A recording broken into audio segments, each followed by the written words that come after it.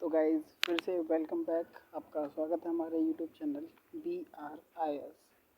जैसा कि आपको पता है कि हम फ्री यूपीएससी का सीरीज चला रहे हैं और ये शायद हमारी 5वीं क्लास होने वाली है। पिछली क्लासों में हमने बहुत सारे कई तरह के हमने ज्वालामुखी के बारे में बात की थी। ज्वालामुखी कितने प्रकार के होते हैं और किस किस आधार पर उनको बांटा गया है, ठीक है। और फिर से मैं आपसे वही कहना चाहूँगा, अगर आपको हमारी ये सीरीज़ पसंद आ रही है तो कृपया करके चैनल को सब्सक्राइब कीजिए और हमें सपोर्ट कीजिए, ताकि हम भी आपके लिए और भी बहुत सारी चीज़ें कर पाएँ। एक मिनट, मुझे कुछ देखने दो। तो गाइस, जैसा कि आपको पता है कि आप तक एक एक क्लास पहुंचाने में हमको कितनी मेहनत करनी पड़ती है। हमको भी पढ़ना पड़ता है। आप ये सोच रहे हो कि नहीं सर तो बस ऐसे ही ऊपर ऊपर से पढ़ा रहे हैं, तो ऐसा कुछ नहीं है। हमको भी पढ़ना पड़ता है, तब हम आपको पढ़ा रहे हैं। तो इसीलिए आपसे रिक्वेस्ट करते हैं कि आप हमारी थोड़ी सपोर्ट कीजिए। और बाकी तो हम आपके लिए बैच ला ही रहे हैं, और केवल हम ये बैच जियोग्राफी का बैच ही नहीं चलाएँगे। इसमें जितने भी सब्जेक्ट होते हैं, जो आपकी ख्वाहिश की नौकरी है, जो आपकी ड्रीम वाली जॉब है, उसमें जितने भी सब्जेक्ट आपके आते हैं, उन सब की क्लास आप तक हम पहुंचाने की कोशिश करेंगे, बिना आपका 1 रुपया भी खर्च किए। बस आपका हमारे लिए सपोर्ट होना चाहिए, ताकि हम उस लायक बन सकें, उस प्रकार के हम सक्षम हो सकें कि आप तक हम हर एक क्लास तक पहुंचाएं। और बाकी मैं ये रिक्वेस्ट करना चाहूँगा कि अगर आपने इससे पहले की अगर क्लासेस नहीं की हैं तो प्लीज़ आप इससे पहले की क्लासेस करके आइए, ताकि आपको हर एक चीज़ अच्छे से समझ आए, ओके। और मेरा ऐसा मानना रहा है कि शायद मैं आपको ज्वालामुखी के बारे में थोड़ा कम समझा पाया हूँ, तो आज मैं कुछ आपको बताने वाला था कि ज्वालामुखी आखिर फटता कैसे है। मैं उस वाले टॉपिक को शायद आपको थोड़ा कम समझा पाया हूँ, और लेयर शायद आपके थोड़ी कम समझ आई हो, तो मैं उनको भी थोड़ा क्लियर करना चाहूँगा। तो चलिए शुरू करते हैं। सबसे पहले मैं इन सब को हटा लेता हूँ।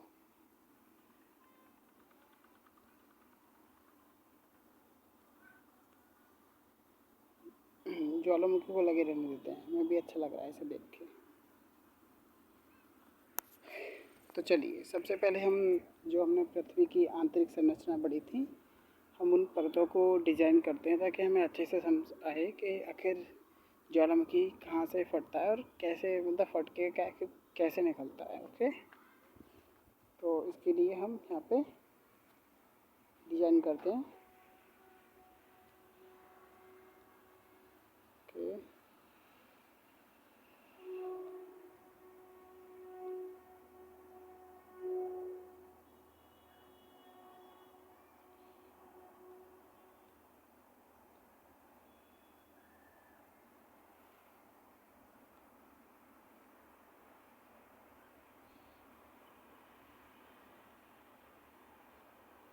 ये हो गई हमारी क्रस्ट, जिस पे हम खड़े हैं। ये पृथ्वी की सबसे ऊपर वाली परत है, ओके, जैसा कि हमने आपको पहले बता चुके हैं।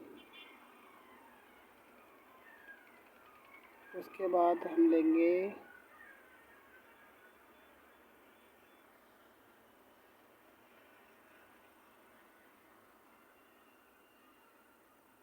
Mental, okay.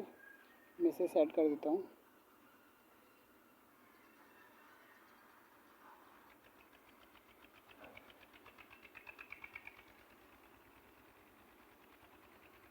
ठीक है। और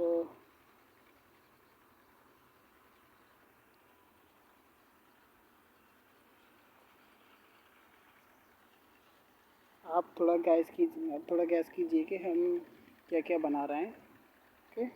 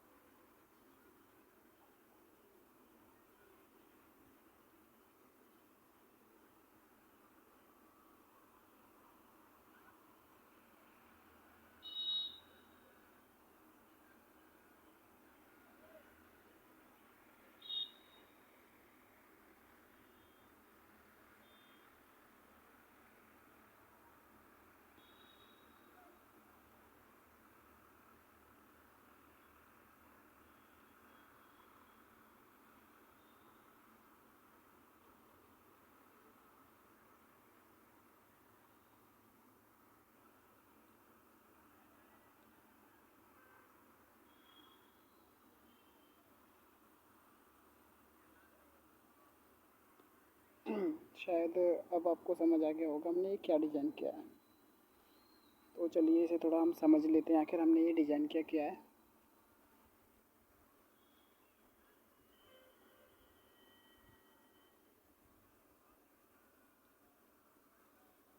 देखिए, हमने आपको बताया था 0 किलोमीटर से लेके, एक मिनट, 0 किलोमीटर से लेके 30 किलोमीटर तक ये आपकी क्या होती है, क्रस्ट। ओके, इस 30 किलोमीटर के बाद लगभग 100 किलोमीटर के समथिंग जब आप पृथ्वी की लेयर्स के अंदर जाएंगे, पृथ्वी के अंदर जाने की कोशिश करेंगे, और हम अंदर किस प्रकार से जा रहे हैं, इस प्रकार से हम गहराई में जा रहे हैं। ओके, तो आप ये मत सोचिएगा कि 30 किलोमीटर से 100 किलोमीटर में जा रहे हैं, नहीं। जब हम जीरो से हम डायरेक्ट 0 से 100 किलोमीटर गए, उससे पहले 30 किलोमीटर गए थे। ओके, तो अब 100 किलोमीटर जाएंगे और 200 किलोमीटर जाएंगे, तो फिर इस 200 किलोमीटर के बाद 2900 किलोमीटर, इस 2900 किलोमीटर के बाद हमें जाना है 6371 किलोमीटर। अब देखिए, 0 से 30 किलोमीटर तक हो गया क्रस्ट। उसके बाद यहाँ पे मेंटल चालू होगा। मेंटल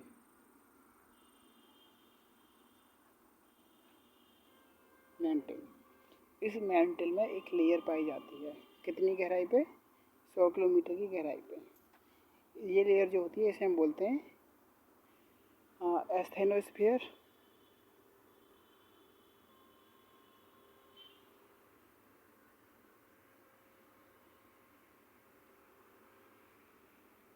ओके, इस एस्थेनोस्फीयर में होता है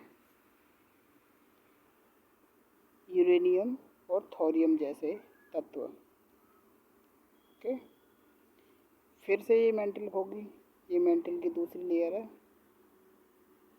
ओके, ये कितने पे पाई जाएगी, 200 किलोमीटर के बाद से लेके 2900 किलोमीटर तक। फिर इस 2900 किलोमीटर से स्टार्ट होगी हमारी कोर। मैं यहाँ पे कोर लिख देता हूँ, कोर। और ये कोर जो है 2 भागों में विभाजित होती है।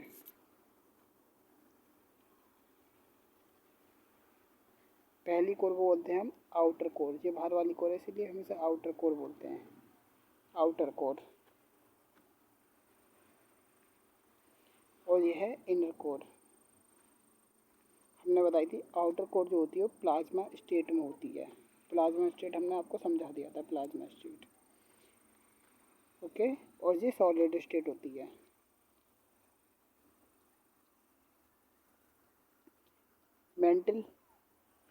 मेंटल भी सॉलिड होती है, लेकिन ये वाली तरल होती है, इसे हम लिक्विड बोल सकते हैं। ओके, ये भी सॉलिड।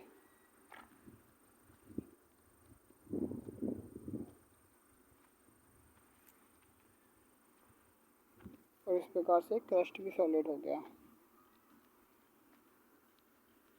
क्रस्ट भी सॉलिड।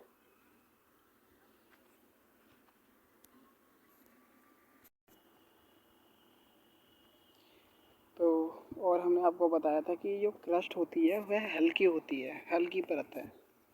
कैसी परत है, हल्की।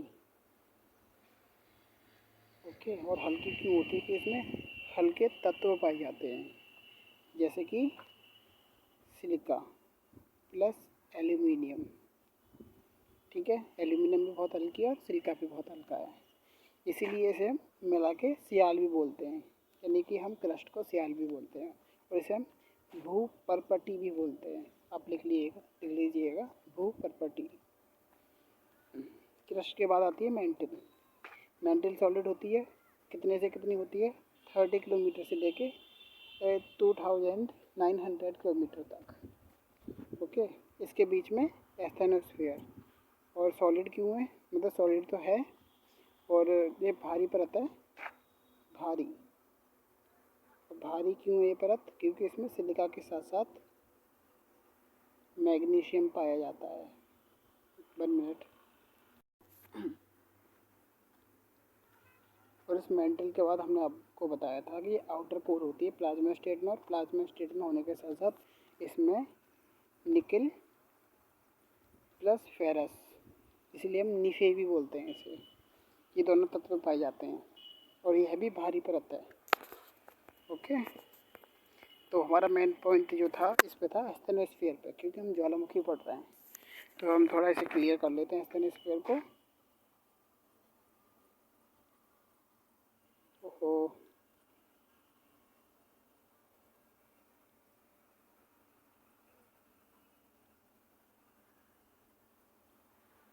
One minute रुकिएगा।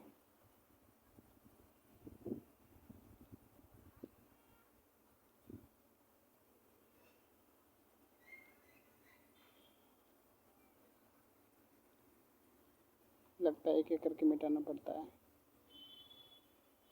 कोई बात नहीं, हम दोबारा से ले लेते हैं।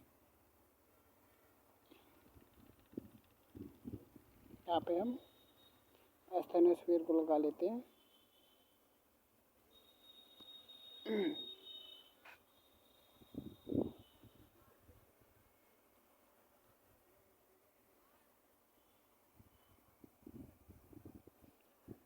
है,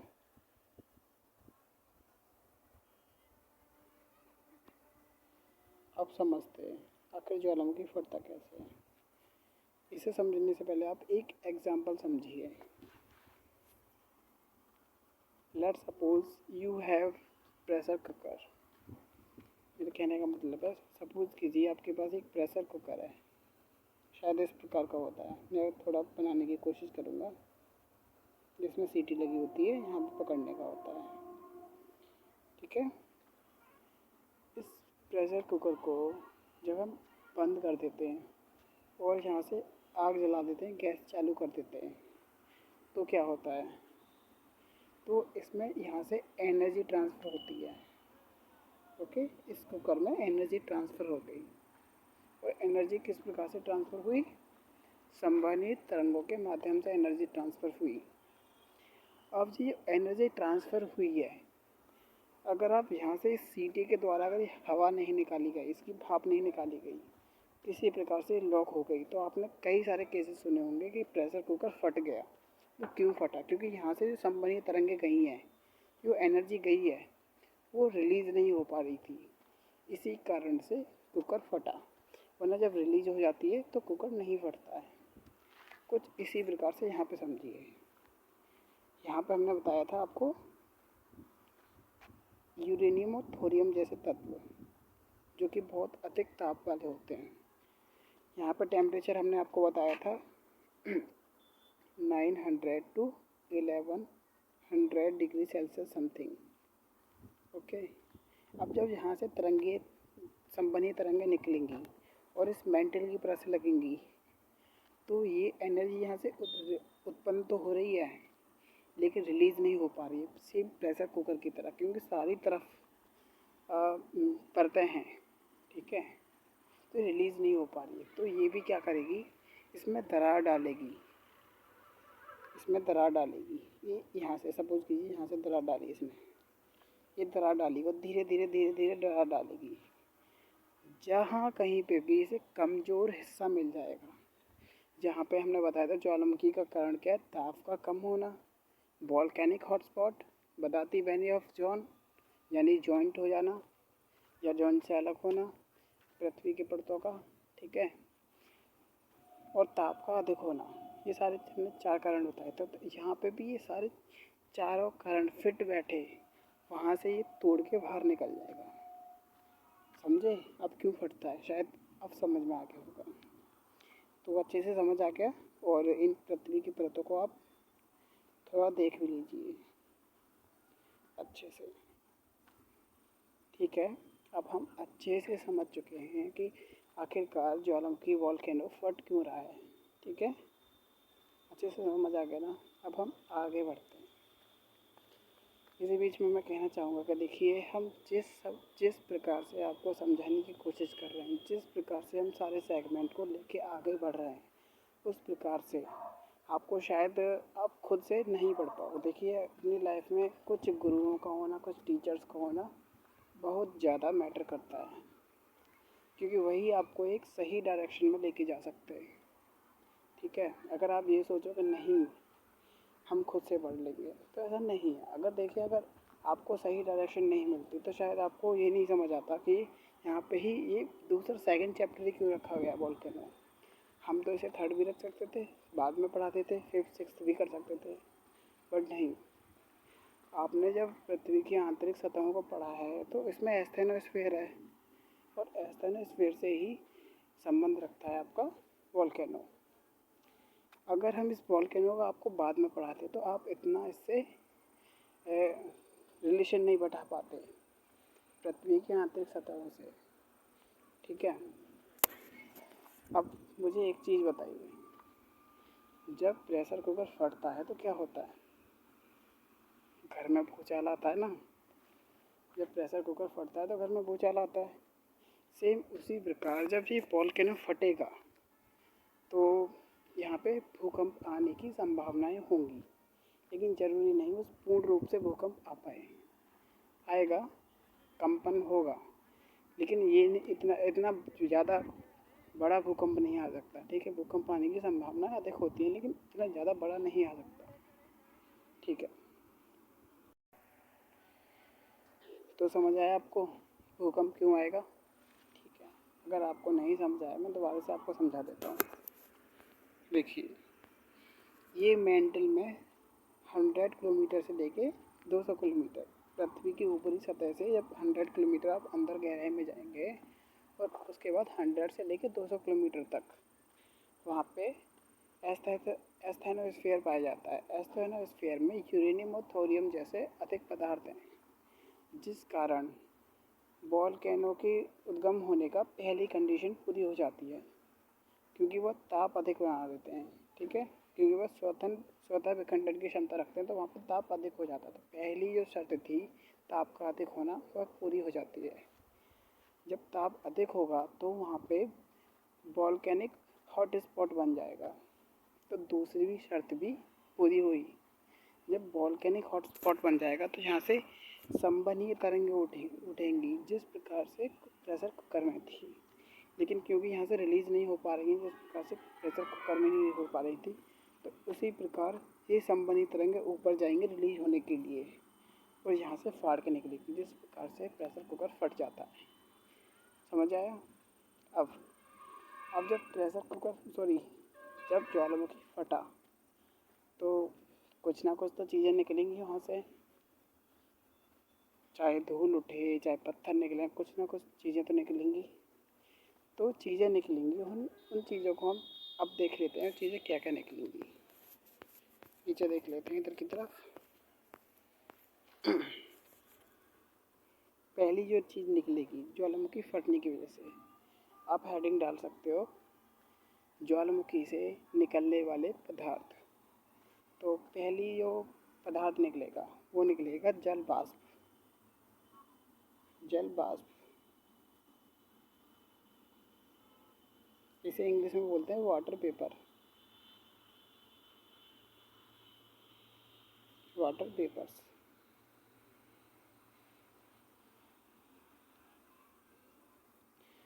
जल वाष्प क्यों निकलेगा?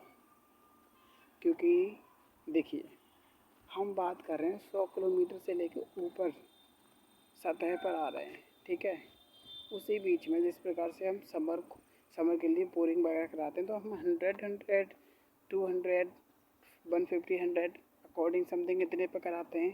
तो जब हमें वहाँ पे पानी मिल रहा है, तो यहाँ पे पानी नहीं मिलेगा क्या? आएगा, तो पानी तो अपने साथ लेके आएगा। तो उस कारण जो वाटर की फॉर्म में वो चेंज होकर ताप के कारण वो भाप में परिवर्तित हो जाएगी, जिस प्रकार से घर में परिवर्तित हो जाती है। जब हम पानी को गर्म करते हैं, तो भाप बन के ऊपर उड़ने लगता है। इसी प्रकार से वह सारा वाटर जो है वाटर पेपर में चेंज हो जाएगा। तो ये वाटर वेपर निकलेगी। ठीक है, और निकलती कितनी? लगभग 90 to 95%। ओके,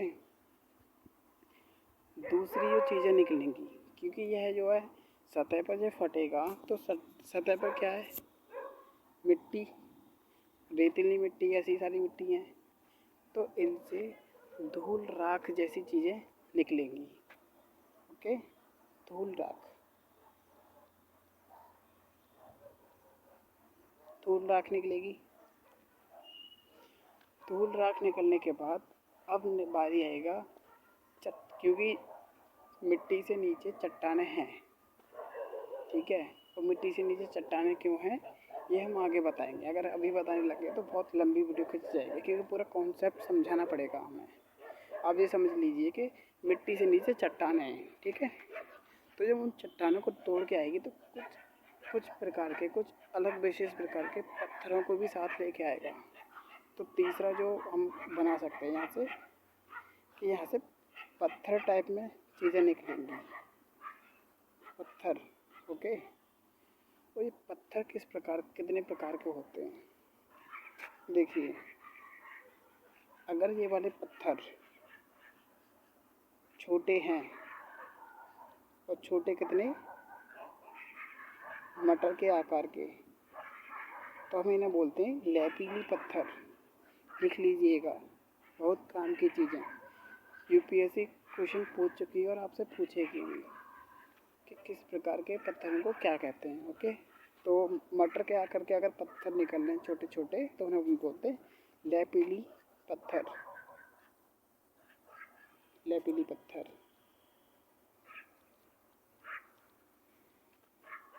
अगर पत्थर बड़े बड़े हैं, अगर पत्थर अधिक बड़े बड़े हैं, बड़े बड़े,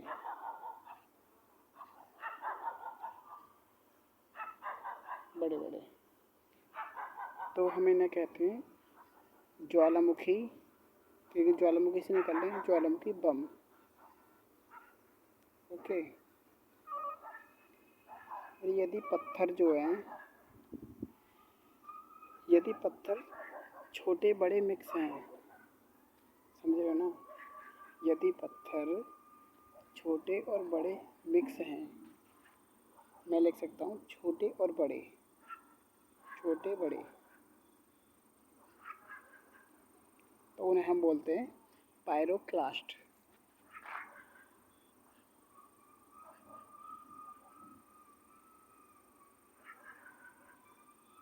पायरोक्लास्ट, ठीक है। और किस प्रकार के पत्थर निकल सकते हैं, एक विशेष प्रकार का पत्थर निकलता है इसमें से जब ज्वालामुखी फटता है, त्रिकोणीय आकार का पत्थर, त्रिकोणीय आकार का पत्थर, किस प्रकार का, कुछ इस प्रकार का पत्थर, इसे हम बोलते हैं ब्रैसिया पत्थर,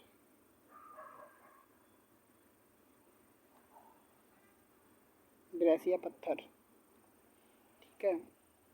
और एक प्रकार का पत्थर होता है, अगर वो पत्थर जो है, कोई भी पत्थर हो, अगर वो ज्वालामुखी के गले हुए जो पदार्थ निकलता है, जिसे हम मैग्मा, पृथ्वी के अंदर उसे मैग्मा, और पृथ्वी के बाहर जब वो निकल जाता है तो उसे लावा कहते हैं। जब उससे वो जल जाता है और छन जाता है, जल कर उसमें छिद्र, छोटे छोटे छिद्र बन जाते हैं पत्थर में। मैं लिख सकता हूँ छोटे छिद्र वाला पत्थर, लिख सकते हैं ना, छोटे छिद्र वाला पत्थर, छोटे नहीं, छोटे छोटे, इंटू टू भी है, छोटे छोटे छिद्र वाला पत्थर।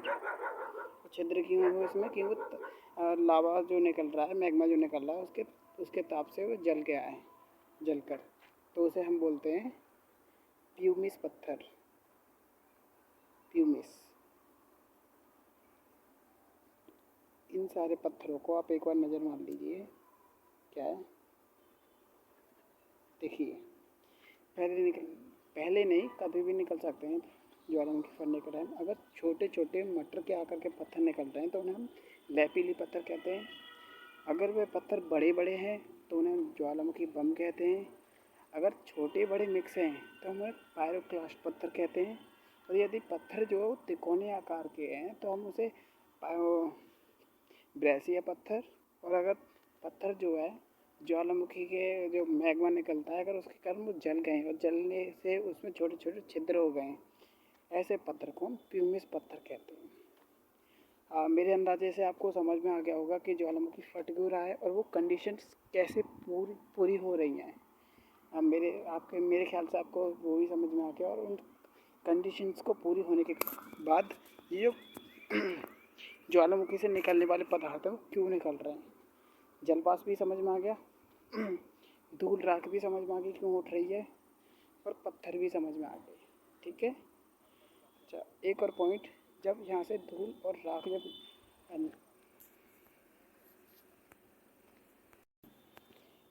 जब यहाँ से धूल और राख निकलती है तो लगभग ये जो है धूल और राख का यहाँ पे ज्वालामुखी फटा, ठीक है, ज्वालामुखी यहाँ से फटा तो लगभग अपने 15 किलोमीटर ऊंचाई तक और चौड़ाई में भी लगभग 4 से 5 किलोमीटर तक धूल ही धूल हो जाती है।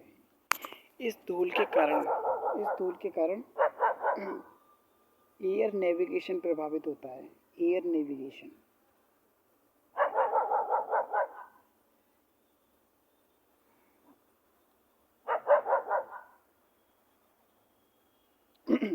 समझ आया आपके? एयर नेविगेशन क्यों प्रभावित हो रहा है? क्योंकि सारे में धूल ही धूल हो गई है और हम एयर में कुछ भी नेविगेट नहीं कर सकते। ठीक है। कितना टाइम हो गया? 27 मिनट हुई है। देखिए, जिस हिसाब से कॉन्सेप्ट आपके लिए बनाया जा रहा है उस हिसाब से आई थिंक कोई भी आपके लिए कॉन्सेप्ट डिज़ाइन करने से कई बार उसे सोचना पड़ेगा कि आखिरकार इस कॉन्सेप्ट को हम आपके सामने आपके पक्ष में रखें कैसे, किस प्रकार आपको अच्छे से समझाया जाए। इसीलिए हम आपसे कह रहे हैं कि प्लीज़ आप अपनी सपोर्ट बनाए रखिए। अगर आप अपनी सपोर्ट बनाए रखते हैं तो हमें भी फ़ायदा होगा। और हमें फ़ायदा किस प्रकार का होगा पता है? आपकी सपोर्ट की वजह से हम एक अच्छा सा वाइट बोर्ड ले पाएंगे, और वाइट बोर्ड लेने के बाद हम आपके समक्ष जो है लाइव आ पाएंगे अच्छे से, और लाइव आने के साथ साथ हम आपको और अच्छे से समझा पाएंगे एक बड़ी स्क्रीन पे। देखिए, हमें आपसे 1 रुपया भी नहीं चाहिए। मैं बस ये चाहता हूँ, हम जो मेहनत कर रहे हैं बस वो मेहनत सफल होनी चाहिए, आपके अच्छे से समझ में आ रही है। तो मेरे ख्याल से इतना समझ आ गया होगा। और अगर आपने पहले की वीडियो नहीं देखी है तो प्लीज़ जाके पहले की वीडियोस देखिए, और इससे आगे कॉन्सेप्ट कल अपलोड होगा। ठीक है, इसे प्लीज़ अच्छे से देखिएगा। नोटबुक जो आपको बनानी है, नोटबुक के लिए मैं आपको बता दूँ तो नोटबुक में आपको सीधे सीधे नहीं लिखना है, जैसे कि मैं आपको नोटबुक बनाने का तरीका बता दूँ।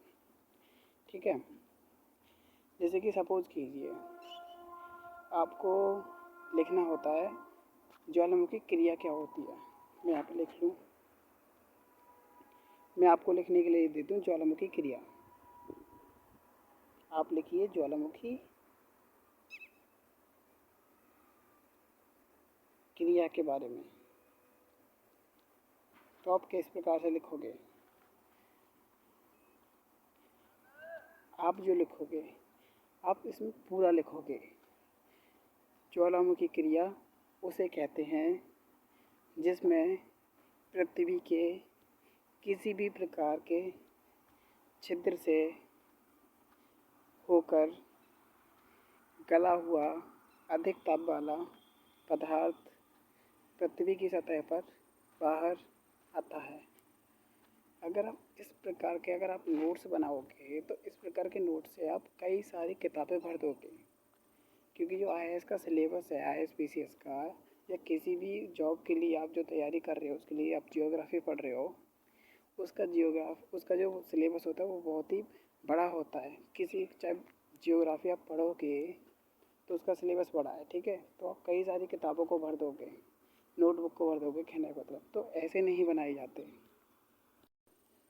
यदि आप इस प्रकार के नोट्स बनाओगे तो जब आप रिवीजन करोगे तो रिवीजन करने में ही आपको बहुत अधिक टाइम लग जाएगा। तो प्लीज़ मैं आपसे रिक्वेस्ट करूँगा कि इस प्रकार से नोट्स ना बनाएं। नोट्स बनाने का तरीका हम आपको बताते हैं, हमने किस प्रकार से नोट्स बनाए हैं, आपको भी किस प्रकार से नोट्स बनाने चाहिए। मैं ये नहीं कह रहा कि आप मेरा ही तरीका अपनाइए, लेकिन आप यकीन मानिए आप इस प्रकार से नोट्स बनाना जिस प्रकार से मैं बता रहा हूँ। देखिए, अगर आपके पास पैसा बहुत अधिक है और आपके पास समय बहुत अधिक है तो आप इस प्रकार के नोट्स बनाइए जो जिस प्रकार से आप जिस पूरी पूरी बातों को लिखकर, पूरी पूरी लाइनों को लिखकर आप नोट्स बना रहे हो। अगर आपके पास अधिक टाइम है, खूब पैसा है, खूब नोटबुक भरोगे तो खूब बनाइए, अपने शौक़ से बनाइए, हमें कोई दिक्कत नहीं है। लेकिन इस प्रकार से नोट्स बनाकर अब IAS क्रैक करना कठिन हो जाता है, क्योंकि रिवीजन बहुत अधिक टाइम ले लेता है। ठीक है, देखिए, अगर आप इस प्रकार से नोट्स बना रहे हैं तो मेरा यही मानना है कि आपके पास पैसे अधिक होंगे, जो कि हमारे पास नहीं है। ठीक है, शायद इसीलिए ही हमने इस प्रकार के शॉर्ट नोट्स बनाए हैं। अब देखिए, शॉर्ट नोट्स बनाए किस प्रकार से जाते हैं। शॉर्ट नोट्स बनाने के लिए हम क्या करते हैं,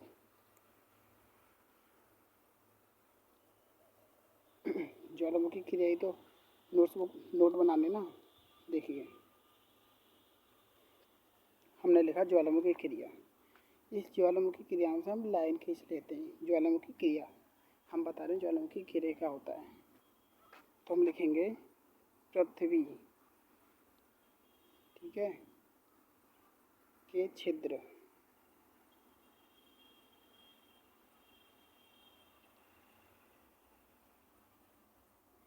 यहाँ पर शॉर्ट में लिखोगे होकर, सॉरी होकर। देखिए, यहाँ पे से ख़त्म कर दिया हमने, पृथ्वी के छिद्र से होकर। होकर क्या है, लावा। और लावा आपको पता है उच्च ताप का ही होता है, ठंडा नहीं होता लावा। ठंडा बहुत दिनों बाद होता है, बहुत बाद में जाके होता है। और जब लावा निकलेगा पृथ्वी के अंदर से होके तो वो गर्म ही निकलेगा, ठंडा नहीं निकलेगा। क्योंकि अगर गर्म नहीं निकलेगा तो संवहनी तरंगें कैसे उत्पन्न होंगी। ठीक है, जो लावा निकलता है, और लावा कहाँ पे निकलता है, पृथ्वी की सतह पर। यहाँ पे हम पूरा नहीं लिखेंगे पृथ्वी की सतह पर, केवल इतना लिख देंगे सतह पर।